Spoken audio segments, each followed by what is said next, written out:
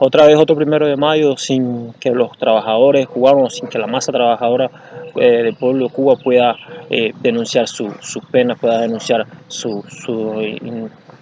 innumerables injusticias, las injusticias que deben enfrentar. Otro 1 de mayo donde los trabajadores cubanos deben ahogar sus penas en alcohol o, en el mejor de los casos, en silencio, ¿no?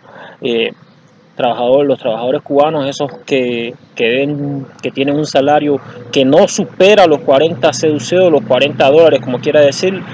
decirse, en una realidad socioeconómica donde cualquier refresco, cualquier jugo enlatado te puede costar 50 centavos CUC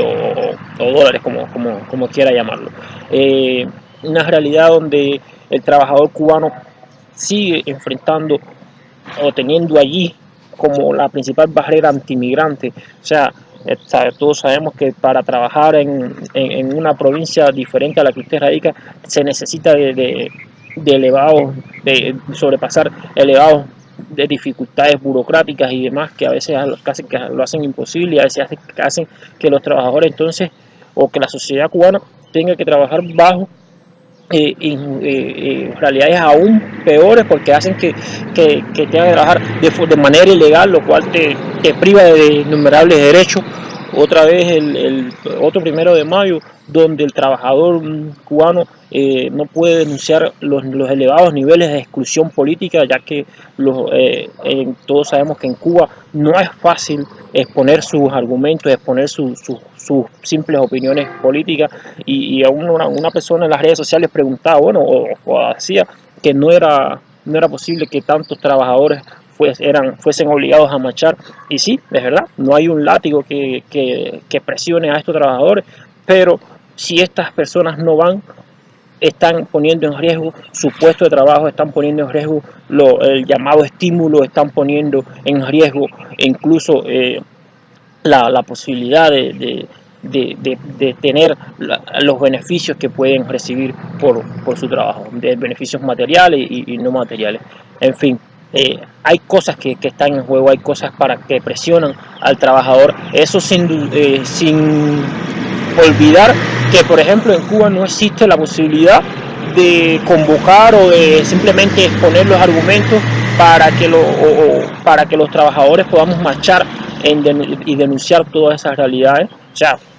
todos sabemos, si no existe un medio de comunicación, si no existe un medio de información donde haya la posibilidad de debate, de diálogo, pues entonces cómo podemos organizarnos, cómo podríamos salir a marchar como podría ser en cualquier lugar. Las redes sociales, todos sabemos que es una plataforma bastante cara que hace que los trabajadores no puedan sencillamente estar permanentemente allí, mucho menos para esto, porque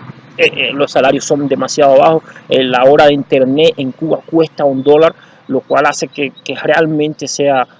o al menos bastante inaccesible para el trabajador promedio en Cuba. Todas estas son realidades que ni los sindicatos ni la CTC abordan, porque son organizaciones que están apegadas a la administración, que desde hace muchísimos años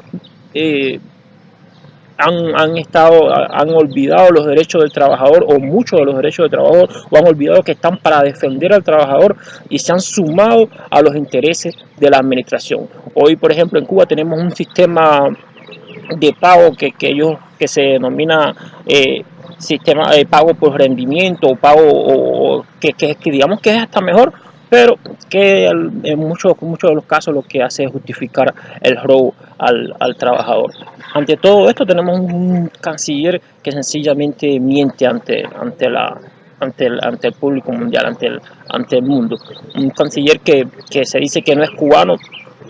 pero que responde a quien tiene que responder, al gobierno que él representa,